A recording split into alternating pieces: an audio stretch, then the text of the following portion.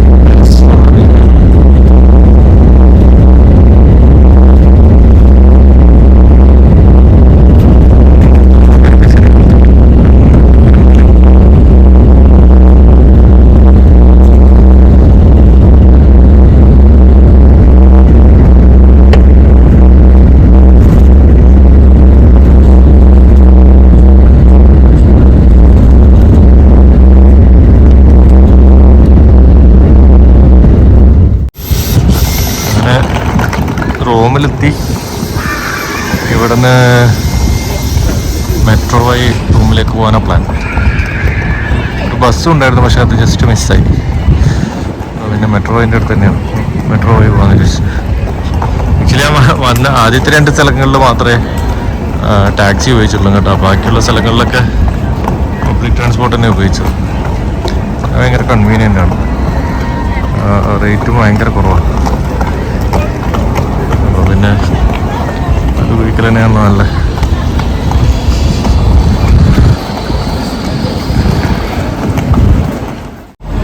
അപ്പോൾ ഫ്രാൻസിൽ നിന്ന് ഉപയോഗിച്ച പോലത്തെ ഒരു സെറ്റപ്പ് തന്നെയാണ്. ഒരു റൈഡിന് €2. ഞാൻ എൻ്റെ കാർഡ് വെച്ചിട്ട് പർച്ചേസ് ചെയ്തു. അതൊരു മണിക്കൂർ വരെ അങ്ങനെ ഉപയോഗിക്കാം.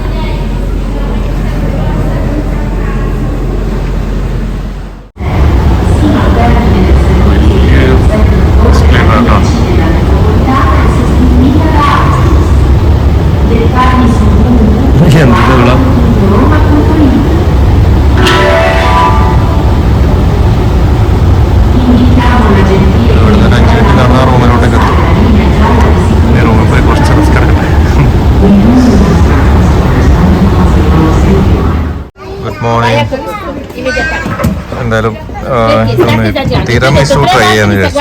ട്രൈ ചെയ്യുന്നില്ല.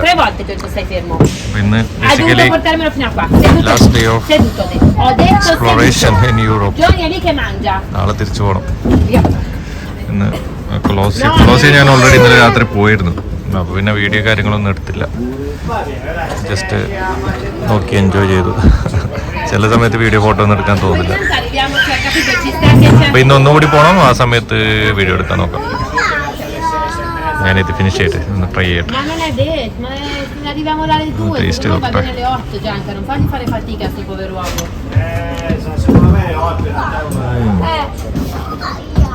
കുഴപ്പമില്ല. ഒരു എന്താ പറയുക, നമ്മുടെ പുഡിങ്ങൊക്കെ ഇല്ലേ, അതിൻ്റെ ഒരു ടേസ്റ്റ്. ഇതിൽ ചോക്ലേറ്റിൻ്റെ പൗഡർ തന്നെ മേലെ ഇട്ടിട്ടുണ്ട്. പിന്നെ അതിൻ്റെ രണ്ട് മിക്സ് ആയിട്ടുള്ള ടേസ്റ്റ്.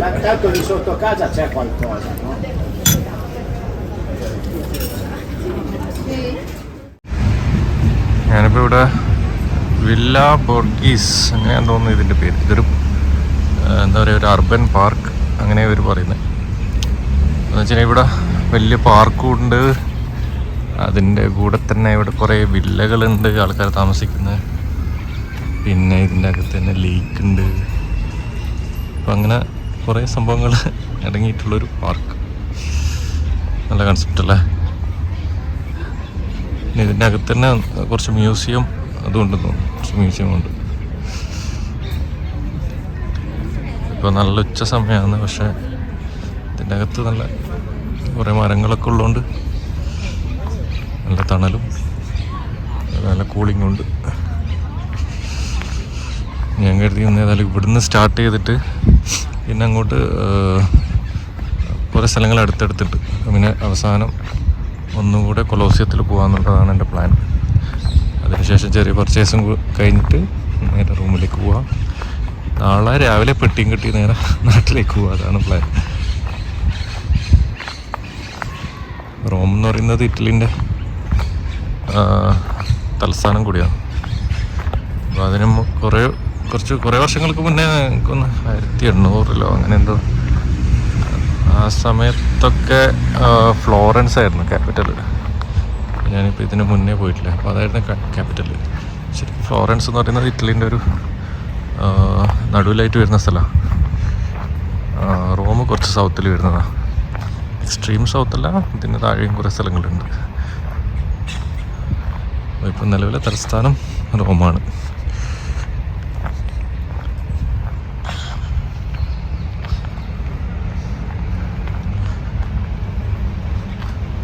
ചെറിയ ഫൗണ്ടൻ അങ്ങനത്തെ കാര്യങ്ങളൊക്കെ ഉണ്ടെന്ന് തോന്നുന്നു ഇതിൻ്റെ അകത്ത്. വലിയ പാർക്കാണ്, മൊത്തത്തിൽ നടന്ന് കാണാനൊന്നും കഴിയില്ല.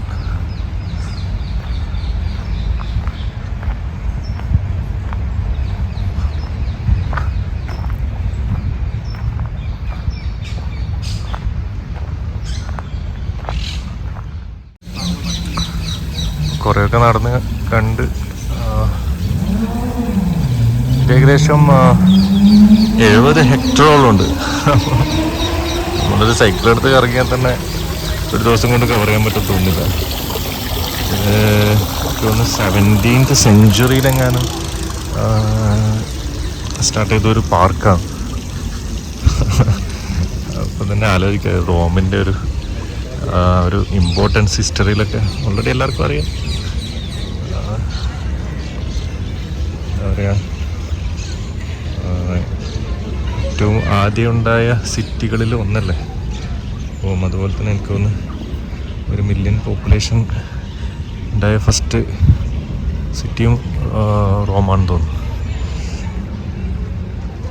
ഒരുപാട് ഹിസ്റ്റോറിക്കൽ സംഭവങ്ങളും അത്രയും പ്രാധാന്യമുള്ള ആൾക്കാരൊക്കെ ജീവിച്ച ഒരു സിറ്റിയും കൂടിയാണല്ലോ. അങ്ങനത്തെ ഒരു സിറ്റിയിലാണ് ഞാനിപ്പോൾ ഉള്ളത്. നമ്മൾക്ക് കുറേ പുസ്തകങ്ങളിലൊക്കെ വായിച്ചതും സ്കൂളിലൊക്കെ പഠിച്ചതൊക്കെ കുറേ ചരിത്രത്തിലൊക്കെ ഉള്ള സ്ഥലമല്ലേ. അപ്പോൾ ഇവിടെയൊക്കെ എത്തിപ്പെടാൻ പറ്റിയതൊരു ഭാഗ്യമായിട്ട് കാണാം.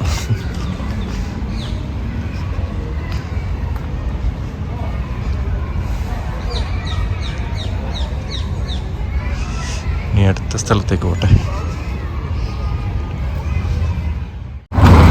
ഇവിടെ യൂറോപ്പിലെ നമ്പർ സിസ്റ്റം ഇങ്ങനെയാണ് കേട്ടോ. അത് ഏകദേശം എല്ലാ യൂറോപ്യൻ രാജ്യങ്ങളിലും ഈ ഒരു സ്റ്റാൻഡേർഡാണ് ഫോളോ ചെയ്യുന്നത്. യൂറോപ്യൻ യൂണിയൻ്റെ ആ ലോഗോയും പിന്നെ ഇതേപോലെ 2 ലെറ്റർ പിന്നെ നമ്പേഴ്സ് അങ്ങനെയൊക്കെ മിക്സ് ആയിട്ട്. അപ്പോൾ ഏകദേശം എല്ലാ യൂറോപ്യൻ രാജ്യങ്ങളിലും ഇത് തന്നെയാണ് ഫോർമാറ്റ്. UK ഇങ്ങനെ തന്നെയായിരുന്നു. പക്ഷേ UK EU പുറത്തായല്ലോ. അപ്പോൾ പിന്നെ അവർക്ക് പിന്നെ ഈ യൂറോപ്യൻ യൂണിയൻ്റെ സിമ്പിൾ ഇപ്പോൾ യൂസ് ചെയ്യാൻ പറ്റില്ല. അവർക്ക് UKയുടെ തന്നെ ഉപയോഗിക്കണം. അങ്ങനെ ഇപ്പം റൂള് മാറിയെന്ന് അറിഞ്ഞത്. ഈ സ്ട്രീറ്റൊക്കെ കണ്ടായിരുന്നു, രക്ഷയില്ല. നമുക്ക് ആ ഒരു ഏൻഷ്യൻ ടൈമിലേക്ക് പോയ പോലത്തെ ഒരു ഫീലൊക്കെ കിട്ടും ഇതിലേക്ക് നടക്കുമ്പോൾ. ഇതേ ഒരു ഫീല് നമ്മൾ മക്കയിലൊക്കെ നടക്കുമ്പോൾ കിട്ടും കേട്ടോ. ചെറിയ കയറ്റവർക്കുള്ള റോഡും അവിടുത്തെ എന്താ പറയുക വീടുകളും ബിൽഡിങ്ങും അവിടെ പോലും നമുക്ക് ചെറിയ നല്ലൊരു എഫക്റ്റ് കിട്ടും. ആ ഒരു ഹിസ്റ്ററിയിലൊക്കെ നമ്മൾ പോകും. അതേ ഒരവസ്ഥയാണ് ഇവിടെ. അതേപോലെ റോമിന് ഇതുപോലെ ഭയങ്കര പ്രാധാന്യമുണ്ടല്ലോ എല്ലാ ഏകദേശം ഒട്ടുമിക്ക ഗ്രന്ഥങ്ങളിലും റോമിന് അത്രയും പ്രാധാന്യമുണ്ടല്ലോ. ക്രിസ്ത്യാനിറ്റിയോ ഇസ്ലാമോ ജൂയിഷോ ഇതിലെല്ലാത്തിലും തന്നെ അത്രയും പ്രാധാന്യമുള്ളൊരു നഗരമാണ് റോം.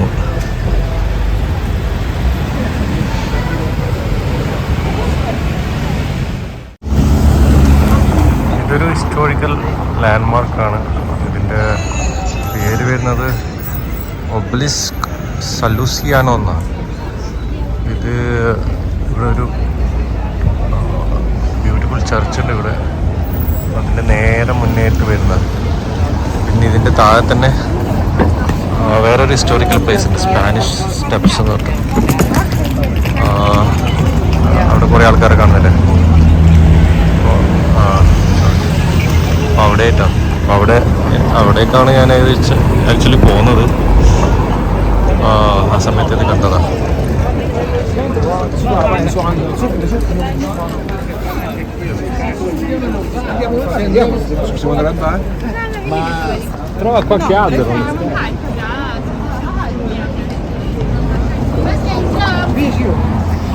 അതേപോലെ കുറേ ഈജിപ്ഷ്യൻ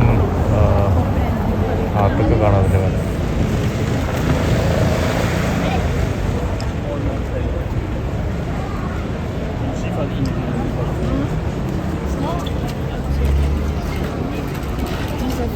ഇത് ആക്ച്വലി റീകൺസ്ട്രക്ട് ചെയ്തത് എങ്ങനെയാണ് ഇവിടെ. ഇത് മുന്നേ മറ്റൊരു സ്ഥലത്ത് ഉണ്ടായതെന്നാണ് കണ്ടത്.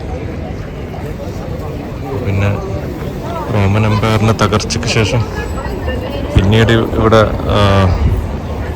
മാറ്റി സ്ഥാപിച്ചതോ അങ്ങനെ എന്തോ.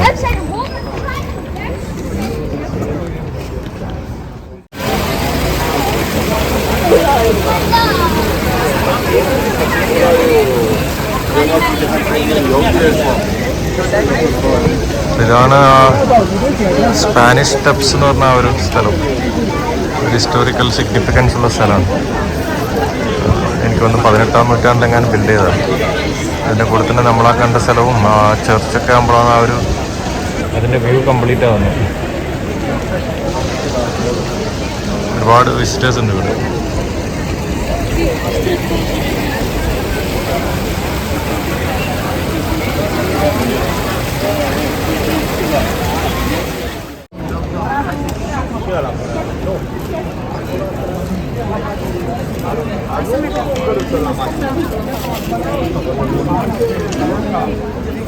Für den Heiligen Himmel ist hier auch ansässig sozusagen. Und an dieser wunderschönen Mariensäule,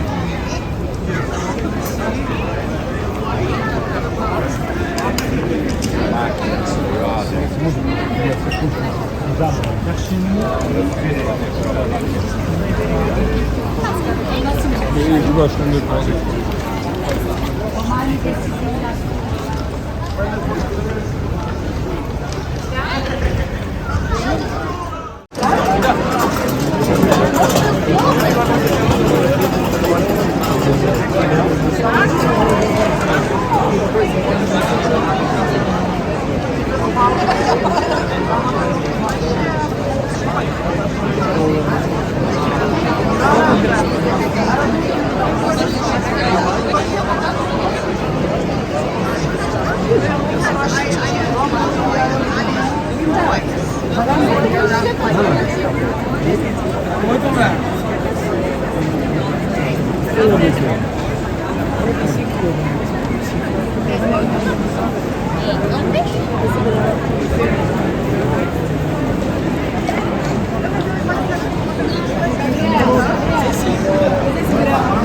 actually Trevi fountain എന്ന് പറഞ്ഞൊരു ഏരിയ ആണ് ഇവിടെ. ആക്ച്വലി ഇതിൻ്റെ താഴെ മൊത്തം വെള്ളമൊക്കെ നിറഞ്ഞ് നിൽക്കുന്നതാണ്. അപ്പോൾ പക്ഷെ അവരിപ്പോൾ എന്തോ മെയിൻ്റെനൻസ് നടക്കുകയാണ്. പിന്നെ അതുപോലെ അതിൻ്റെ ഇതിലേക്ക് ആൾക്കാർ പൈസ വലിച്ചെറിയും, കോയിൻസ്.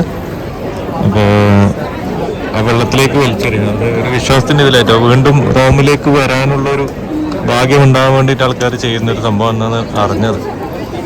അപ്പോൾ ഡെയിലി തന്നെ ഇവിടെ ഒരു 4-5,000 യൂറോ ഒക്കെ ആൾക്കാർ കോയിൻസായിട്ട് വലിച്ചെറിയും.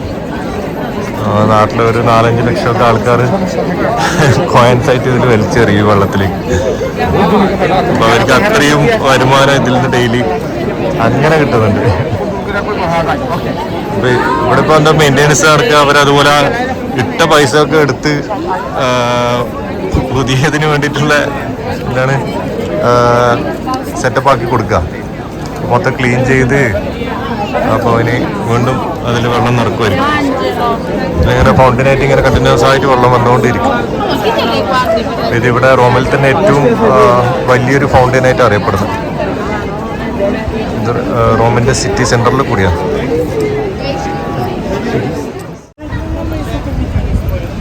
പിന്നെ നമ്മൾ കൊളോസിയത്തിൻ്റെ അവിടെ എത്തി.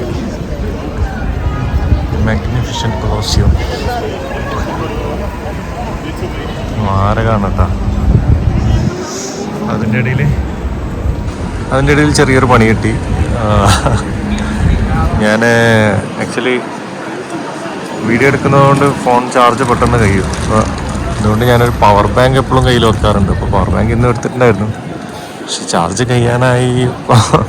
ആ സമയത്ത് ചാർജ് ചെയ്യാൻ നോക്കുമ്പോൾ കേബിൾ എടുക്കാൻ വിട്ടുമായിരുന്നു. അതുകൊണ്ട് എനിക്ക്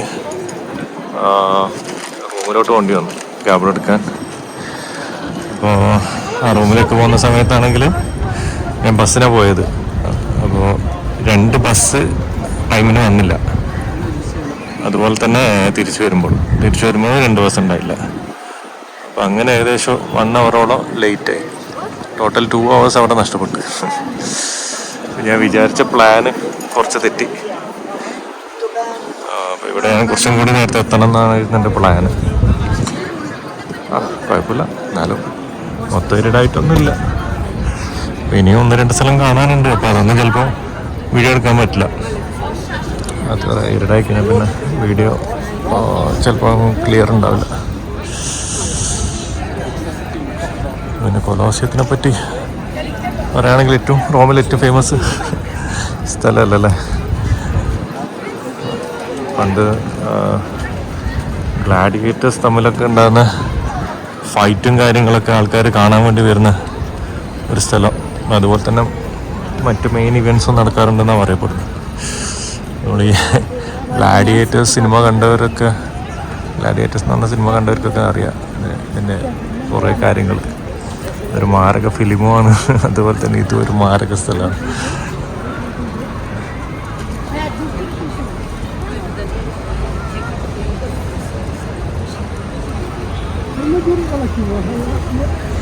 ഏകദേശം ലൈറ്റ്സൊക്കെ അവൻ ഓൺ ചെയ്തിട്ടുണ്ട്. കാരണം ഇവിടെ ഇപ്പോൾ ഏകദേശം 5:10 ഉള്ളൂ. പക്ഷേ ഈ 2 ദിവസം മുന്നേ ടൈം ചേഞ്ച് വന്നല്ലോ. അപ്പോൾ ആ 2 ദിവസം മുന്നേ ഉള്ള ടൈം നോക്കുന്നതാണെങ്കിൽ ഇപ്പോൾ 6:10 6:15 ആ സമയമായി. പക്ഷെ ഇപ്പോൾ ഇന്ന് നിലവിൽ ഇപ്പോൾ 5:10 പക്ഷേ ഈ സമയം തന്നെ ചെറുതായി ഇരുടാവാൻ തുടങ്ങി. കാരണം എന്താ വെച്ചാൽ ഈ ടൈമിൻ്റെ ആ ചേഞ്ച് ചിലപ്പോൾ കുറച്ച് ദിവസം കൊണ്ട് സെറ്റ് ആവുമായിരിക്കും. ഇപ്പോൾ ചേഞ്ച് ചെയ്ത ഉടനെ അല്ല. അപ്പോൾ ആ ഒരു പ്രശ്നം കൊണ്ട് ടൈമിൻ്റെ ഒരു ബുദ്ധിമുട്ട് വരുന്നു.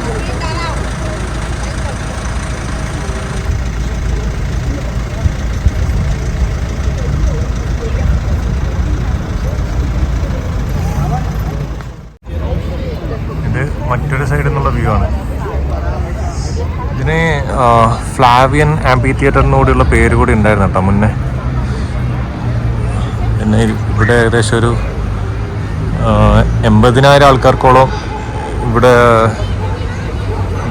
ഇതിൻ്റെ അകത്തിരുന്നിട്ട് പ്രോഗ്രാംസ് കാണാനുള്ള സൗകര്യം ഉണ്ടായിരുന്നു. ഇതിൻ്റെ കുറേ ഭാഗങ്ങളൊക്കെ എർത്ത്ക്വേക്കിലും അങ്ങനെ ഇങ്ങനെയൊക്കെ ആയിട്ട് നശിച്ചു വരുന്നു. പിന്നെ കുറേയൊക്കെ എന്താ പറയുക റിസ്റ്റോർ ചെയ്തെടുക്കാനും ഇവർ ശ്രമിച്ചിരുന്നു. യുനെസ്കോ വേൾഡ് ഹെറിറ്റേജ് സൈറ്റ് കൂടിയാണല്ലോ.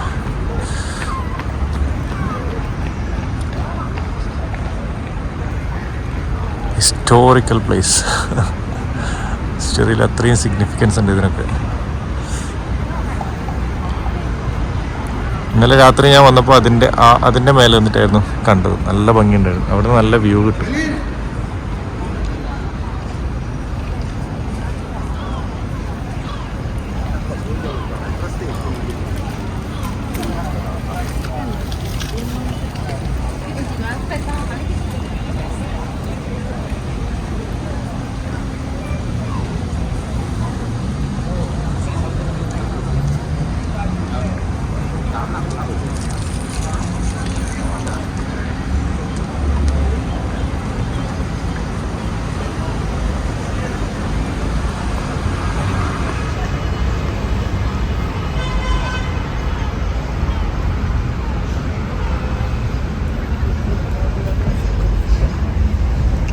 അകത്തിപ്പോൾ ക്ലോസ് ആണ്. ഡേ ടൈമിൽ വന്നാൽ ഇത് എനിക്ക് തോന്നുന്നൊരു 20 യൂറോയോ അങ്ങനെ എന്തോ കൊടുത്താൽ ഇതിൻ്റെ അകത്ത് കയറാം. ഇതൊക്കെ ഓരോ ആൾക്കാർ എന്തൊക്കെയോ വരച്ചിട്ടുണ്ട്.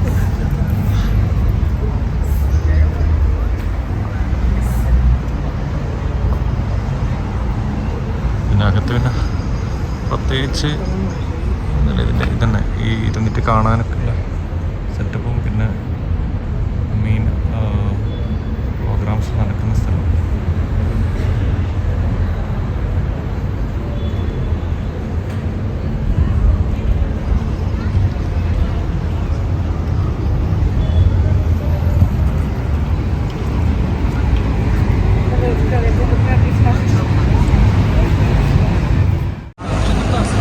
ഭയങ്കര സ്ട്രക്ചറാട്ടോ ഇത്. ചുറ്റും ഇതുപോലെ തന്നെ.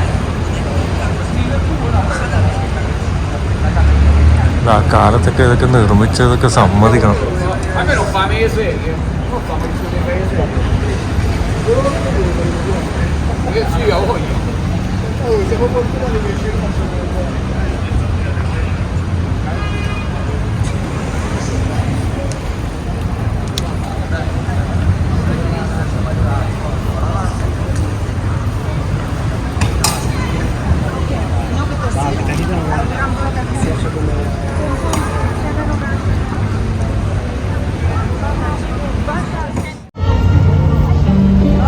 നല്ല വൈബാട്ടെ ഇവിടെ. അവിടെ ഒരാൾ ഇൻസ്ട്രുമെൻ്റ് വായിക്കുന്നുണ്ട്. ഒരുപാട് ആൾക്കാർ അതിന് ചുറ്റിലുമുണ്ട്. ആൾക്കാർ ഡാൻസ് ചെയ്യുന്നുണ്ട്. ആൾക്കാരത് കേട്ട് ആസ്വദിക്കുന്നത്. പിന്നെ കൂടെ കൊളോസിയത്തിൻ്റെ ഈ ഒരു ഉഗ്രം വ്യൂ.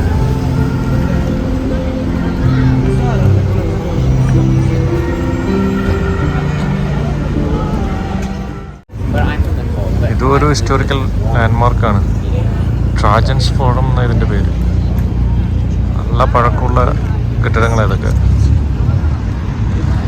ഇവിടെ ചുറ്റും ഇതുപോലൊക്കെ തന്നെയാണ്. ആ രാജകീയ പ്രൗഢിയും അതുപോലെ നമുക്ക് ആ പഴമ ഓർമ്മപ്പെടുത്തുന്ന രീതിയിലുള്ള അങ്ങനത്തെ ബിൽഡിങ്ങൊക്കെ.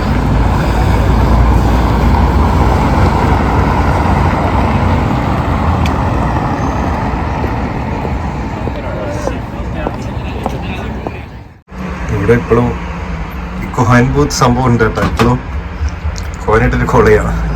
നമ്മുടെ നാട്ടിലൊക്കെ കുറേ കാലം ഇതൊക്കെ ഒഴിവാക്കിയിട്ട് ചിലപ്പോൾ ആ ഒരു നൊസ്റ്റാൾജിയൊക്കെ വെച്ചതായിരിക്കും. അപ്പോൾ ഇന്ന് ആക്ച്വലി എൻ്റെ ലാസ്റ്റ് നൈറ്റാന്ന് പറയാം. ഇവിടെ ഇറ്റലിയിലും അതുപോലെ യൂറോപ്പിലും. നാളെ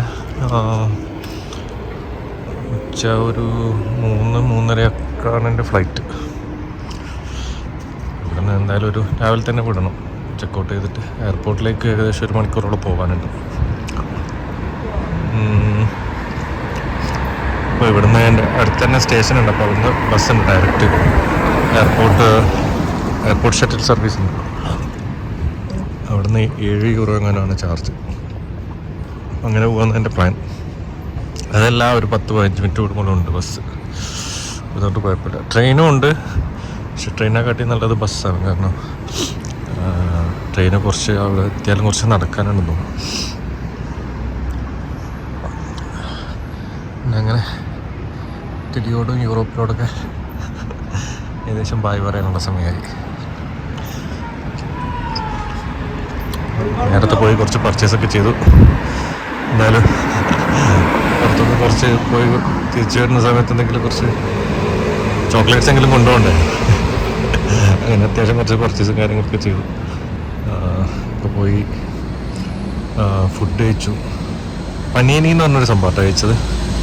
ഏകദേശം നമ്മുടെ ഷവർമ പോലെ തന്നെയാണ്. അപ്പോൾ അത് ഒരു ഇറ്റാലിയൻ ഐറ്റാണോ അല്ലെങ്കിൽ അറബ് ഐറ്റാണോ എന്നറിയില്ല. കാരണം ഇവിടെ ഇറ്റലിൻ്റെ അടുത്തായിട്ട് തന്നെ മൊറോക്കൊക്കെ അടുത്ത് തന്നെയാണല്ലോ. അത്ര വലിയ ദൂരമൊന്നുമില്ല. ബോർഡർ മൊറോക്കോ അതുപോലെ തുർക്കിയൊന്നും അത്ര വലിയ ദൂരമൊന്നുമില്ല. അപ്പോൾ അവിടെ നിന്നൊക്കെയുള്ള കുറേ ഫുഡ് ഐറ്റംസ് ഇവിടെ അവൈലബിളാണ്. ഇനി കബാബ് എന്ന് പറയുന്ന സംഭവം അത് പല ടൈപ്പിൽ അവൈലബിളാണ് ഇവിടെ. ഡോണർ കബാബ് അങ്ങനെയൊക്കെ പറഞ്ഞിട്ട്. അപ്പോൾ അതൊക്കെ അറബിക് ഫുഡ് തന്നെയല്ലേ ആക്ച്വലി. അപ്പോൾ ഏകദേശം 10 മണിയൊക്കെ കഴിഞ്ഞു. ഇനി റൂമിൽ പോയി കിടന്നുറങ്ങണം. കുറച്ച് പാക്കിങ് ബാക്കിയുണ്ട്. ഇതും കൂടി കഴിഞ്ഞ് ഉറങ്ങണം. രാവിലെ ഇവിടുന്ന് ഒരു 10 മണിയാകുമ്പോൾ ഇറങ്ങാനാണ് എൻ്റെ പ്ലാൻ. ഇപ്പോൾ ബ്രേക്ക്ഫാസ്റ്റൊക്കെ കഴിച്ച് 11 മണിയാകുമ്പോൾ ബസ്സിന് കയറി പോകാനാണ് പ്ലാൻ. Okay, night Europe. ഇവിടെ ഇറ്റലിയിലെ അധിക ബിൽഡിങ്ങിൻ്റെ ഡോർ ഇതുപോലെ കേട്ടോ. ഇതുപോലെ വലിയ മരത്തിൻ്റെ ഡോറുണ്ടാവും. പിന്നെ ഇവിടെ ഇതുപോലത്തെ ഒരു സെറ്റപ്പ് ഉണ്ടാവും. നമുക്ക് ഏത് എന്താണ് ഇപ്പോൾ കമ്പനീസ് ആണെങ്കിൽ കമ്പനീസിൻ്റെ അല്ലെങ്കിൽ ഏതെങ്കിലും ഇപ്പോൾ റെസിഡൻഷ്യലാണെങ്കിൽ ഓരോ ആൾക്കാർക്ക് ഓരോ ഇതായിരിക്കും ബെല്ല്. അപ്പോൾ അത് പ്രസ് ചെയ്താൽ ഒന്നുകിൽ അവരുടെ റൂമിൽ ബെല്ല് റിങ് ചെയ്തിട്ട് അവർ വന്ന് തുറന്നു തരും, അല്ലെങ്കിൽ പിന്നെ ഓട്ടോമാറ്റിക്കായിട്ട് തുറക്കുന്ന എന്തെങ്കിലും സംഭവം ഉണ്ടാവും. പിന്നെ അതേപോലെ ഞാൻ ഫ്ലോറൻസിൽ കണ്ടത് ഇതേപോലത്തെ ഒരു സംഭവത്തിൽ നമുക്ക് ലോക്ക് അടിക്കുന്നത് ഒരു ലോക്ക് കോഡ് ഉണ്ടാവും. അപ്പോൾ ആ കോഡ് അടിച്ച് കഴിഞ്ഞാൽ ഡോർ തുറക്കും. അങ്ങനെ ഒരു സെറ്റപ്പിനാണ് അത് മനസ്സിലാക്കാൻ കുറച്ച് പണി പറ്റരുത്. പിന്നെ കണ്ട് ഇപ്പോൾ എനിക്കിപ്പോൾ പോകേണ്ടത് ഇവിടെയാണ്. അപ്പോൾ അത് പ്രസ് ചെയ്തപ്പോൾ തന്നെ ഇത് തുറന്നു വന്നു.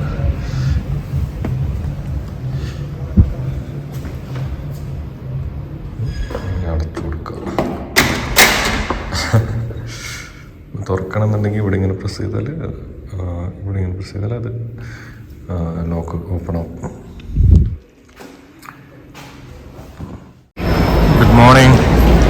അങ്ങനെയുള്ള പാക്കിംഗ് ഒക്കെ കഴിഞ്ഞ് ഇപ്പോൾ ബസ് സ്റ്റേഷനിലെത്തി. പോകുന്നൊരു 10 മിനിറ്റ് കണക്കാനേ ഉള്ളൂ ഇവിടുത്തെ. പിന്നെ ഇവിടുന്ന് ബസ് കയറി പോകണം.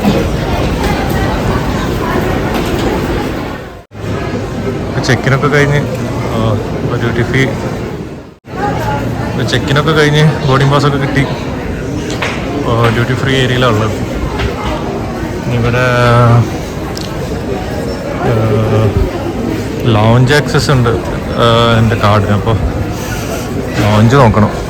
ഞാനിങ്ങനെ കഴിക്കണം. Just breakfast കഴിച്ചിറങ്ങിയതാണ്. ചെക്കിനൊക്കെ കുറേ ടൈം എടുത്തിരുന്നു. ഭയങ്കര ഡിലേ ആയിരുന്നു. ഞാനിവിടെ ലോഞ്ചിലുള്ളത്. ലോഞ്ചിൽ നിന്ന് നമുക്ക് എന്ത് വേണമെങ്കിലും കഴിക്കാം കേട്ടോ. നാട്ടിൽ നിന്ന് എല്ലാവരും കഴിക്കുന്നുണ്ടാവും. ഞാനിവിടെ എയർപോർട്ട് ലോഞ്ചിലാണ് ഉള്ളത്. അപ്പോൾ ലോഞ്ച് ഉപയോഗിച്ചവർക്കറിയാം നമുക്ക് ഇവിടെ ഉള്ള എന്തോ എടുത്ത് കഴിക്കാം, കുഴപ്പമില്ല. അപ്പോൾ എനിക്ക് ഇവിടെ ഇൻ്റർനാഷണൽ യൂസ് ചെയ്യേണ്ട ഒരു ഒരു കാർഡ് ഉണ്ടായിരുന്നു. അത് HDFCൻ്റെ ക്രെഡിറ്റ് കാർഡിൻ്റെ കൂടെ കിട്ടിയ ഒരു പ്രയോറിറ്റി പാസ്. അപ്പോൾ അതുണ്ടെങ്കിലേ ഇവിടെ ആക്സെപ്റ്റ് ആവുള്ളൂ, അല്ലാതെ മറ്റു കാർഡുകളൊന്നും ഇവിടെ ആക്സെപ്റ്റ് ആവില്ല. അപ്പോൾ തൽക്കാലം ഇതെടുത്ത് ഇനി ഇത് കഴിഞ്ഞാൽ അടുത്തതെടുക്കാം. ഇവിടെ ഒരുപാട് ഐറ്റംസ് ഉണ്ട് കേട്ടോ. എല്ലാം ഓരോന്നായിട്ട് ട്രൈ ചെയ്യാനുള്ള പരിപാടിയാണ്. പിന്നെ ഒരുപാട് സ്വീറ്റ് ഐറ്റംസ് ഉണ്ട്. പിന്നെ മദ്യം കഴിക്കുന്നവർക്ക് മദ്യം കഴിക്കാം. എല്ലാം പ്രിയല്ല. നാട്ടിലുള്ള പോലെ തന്നെ, പക്ഷേ ഇവിടെ വേറെ വെറൈറ്റി ഐറ്റംസ് ഒക്കെ ഉണ്ട്. ഞാൻ എന്തൊക്കെയോ ഓരോന്ന് എടുത്തിട്ടുണ്ട് ടെസ്റ്റ് ചെയ്യാൻ വേണ്ടി. അപ്പോൾ അവിടെ നിന്ന് എന്തൊക്കെയോ കഴിച്ച് അപ്പോൾ ഇനി ഗേറ്റിലോട്ടേക്ക് പോവാം. ഗേറ്റിൽ ഇവിടുന്ന് ഒരു 10 മിനിറ്റോളം നടക്കാനുണ്ടാവും.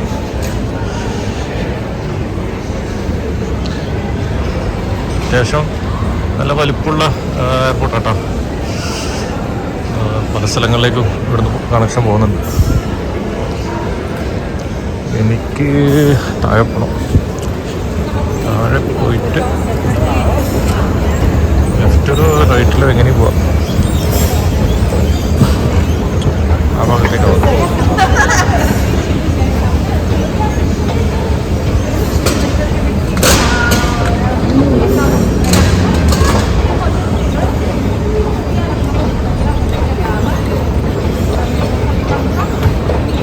നമ്മളിവിടുന്ന് എന്തെങ്കിലും നല്ല വിലപിടിപ്പുള്ളൊക്കെ പർച്ചേസ് ചെയ്യുന്നുണ്ടെങ്കിൽ അതിനുള്ള ടാക്സ് ഒക്കെ റീഫണ്ട് ആയിട്ട് കിട്ടും കേട്ടോ. അത് അധിക രാജ്യത്ത് കിട്ടും. പിന്നെ ചെറിയ ചെറിയ പർച്ചേസിനൊന്നും ആരും അതൊന്നും റീഫണ്ടിനൊന്നും പോകാറില്ല. പിന്നെ ഗൾഫിൽ നിന്നൊക്കെ ഗോൾഡും കാര്യങ്ങളൊക്കെ പർച്ചേസ് ചെയ്യുന്നവർ അതൊക്കെ അധികം ക്ലെയിം ചെയ്യാറുണ്ട്.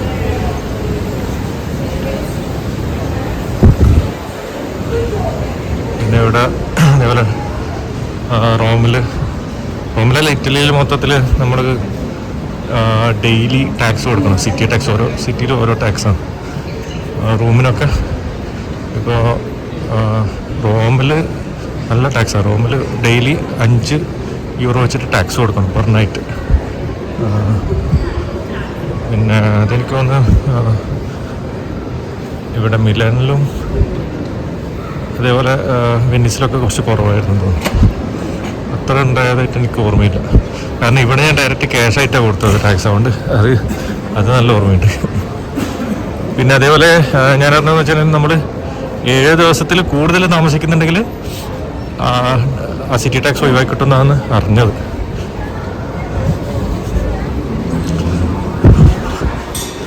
പിന്നെ അതേപോലെ നമ്മളെ ഈ ട്രാൻസ്പോർട്ട് ഉണ്ടല്ലോ, അതിൻ്റെ റേറ്റും ഇറ്റലിയിൽ തന്നെ ഓരോ സിറ്റിയിൽ വ്യത്യാസമുണ്ട്. അത് വെനീസിൽ നല്ല കുറവായിരുന്നു. ഇവിടെയും റോമിലും മിലാനിലും ഏകദേശം സെയിം റേറ്റ് ആയിരുന്നു. 2-2.5 യൂറോ അങ്ങനെ എന്തോ ആയിരുന്നു. വെനീസിൽ അത് 1.5 യൂറോ അങ്ങനെ ഉള്ളു. എനിക്ക് പോകേണ്ടത് ഈ 30, എനിക്ക് പോകേണ്ടത് ഈ 11 അങ്ങോട്ടോ.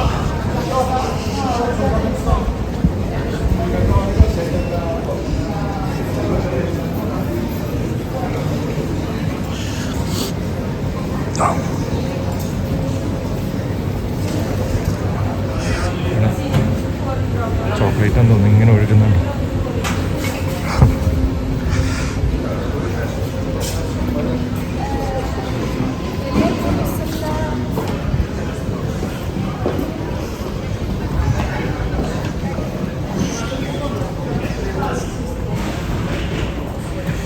അധികം വീഡിയോ എടുക്കാനൊന്നും സമയമില്ല, ഏകദേശം ടൈമായി. ഞാൻ ഗേറ്റ് ഓപ്പൺ ആയിട്ടുണ്ടോ.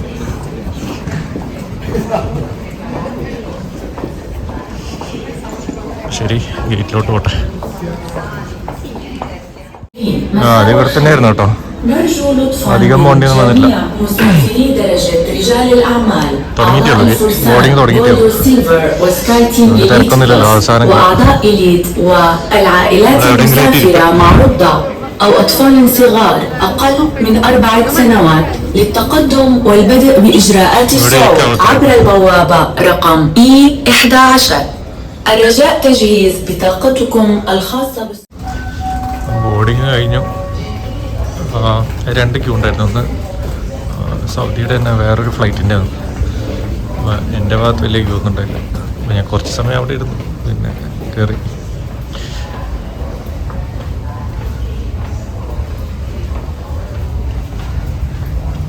റബല്യൂട്ട് എന്ന് പറയുന്നത് ഇവിടുത്തെ ഒരു ഫേമസ് പേയ്മെൻറ്റ് സിസ്റ്റം കേട്ടോ. ഒരു ബാങ്ക് ഉണ്ടെന്ന് തോന്നുന്നു അവർക്ക്. അപ്പോൾ യൂറോപ്പിലൊക്കെയുള്ള അധികം കസ്റ്റമേഴ്സൊക്കെ അതുണ്ടോയെന്ന് ചോദിക്കാറുണ്ട്.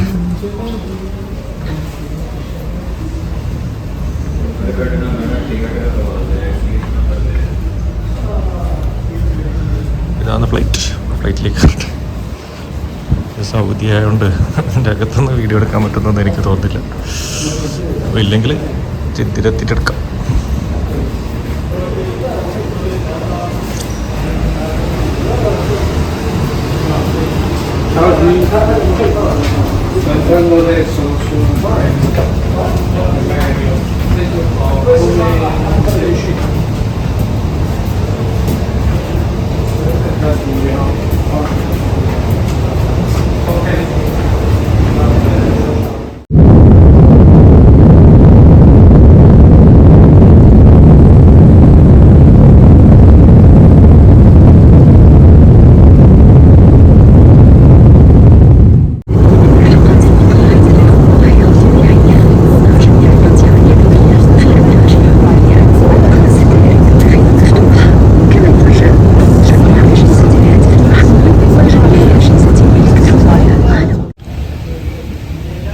ജിദ്ദ എയർപോർട്ടിലെത്തി. ഇവിടെ 2 മണിക്കൂറോളം വെയിറ്റിംഗ് ഉണ്ട്. ഇവിടെ അധികാരം എത്തിയിട്ടൊന്നുമില്ല. ഒരു ബോർഡിങ്ങൊക്കെ കഴിഞ്ഞ് ഫ്ലൈറ്റിന് പോകുന്നവരെത്തുന്നേ ഉണ്ടാവും. ട്രാൻസിറ്റ് ആയതുകൊണ്ട് നമ്മൾ ഡയറക്റ്റ് ഇവിടെ എത്തി. ഫ്ലൈറ്റ് നല്ല അടിപൊളി ഫുഡായിരുന്നു കേട്ടോ. സൗദിയിലെ ഒരു രക്ഷയുണ്ടായില്ല. പിന്നെ 2 സൗദികളായിരുന്നു എൻ്റെ ലെഫ്റ്റ് സൈഡും റൈറ്റ് സൈഡും. അപ്പോൾ 2 പേരും നല്ല സംസാരിക്കുന്ന ആൾക്കാരായിരുന്നു. അപ്പോൾ ഇവിടെ എത്തിയതൊന്നും അറിഞ്ഞിട്ടില്ല. ഫുൾ കോമഡി ആയിരുന്നു. പിന്നെ ഞാൻ സെൻറ്ററിലായതുകൊണ്ട് എനിക്ക് പിന്നെ അങ്ങനെ സൈഡ് വ്യൂ അതൊന്നും അങ്ങനെ വീഡിയോ ഒന്നും എടുക്കാൻ പറ്റിയിട്ടില്ല. ആണ് നമ്പറൊക്കെ കൊടുത്ത് ഫോട്ടോ ഒക്കെ സെൽഫിയൊക്കെ എടുത്തിട്ടൊക്കെ പോയത്. അപ്പോൾ ഇനി കേരളത്തിലേക്ക് വരുമ്പോൾ വിളിക്കാമെന്നൊക്കെ പറഞ്ഞിട്ടുണ്ട്. എന്നോട് ഇവിടെ ഇനി വരുന്നതാണെങ്കിൽ അറിയിക്കണം എന്നൊക്കെ പറഞ്ഞിട്ട് അങ്ങനെയൊക്കെ പോയത്. 2 എൻ്റെ ഏകദേശം അതേ ഏജുള്ള ആൾക്കാരാണ്. ഭയങ്കര ഫ്രണ്ട്ലി. ഏതായാലും ഞാനിവിടെ വെയിറ്റ് ചെയ്യട്ടെ. അങ്ങനെ നമ്മുടെ നാട്ടിലോട്ടേക്ക് പോയത് കേട്ടോ. ഇനിയൊന്നും വീഡിയോസ്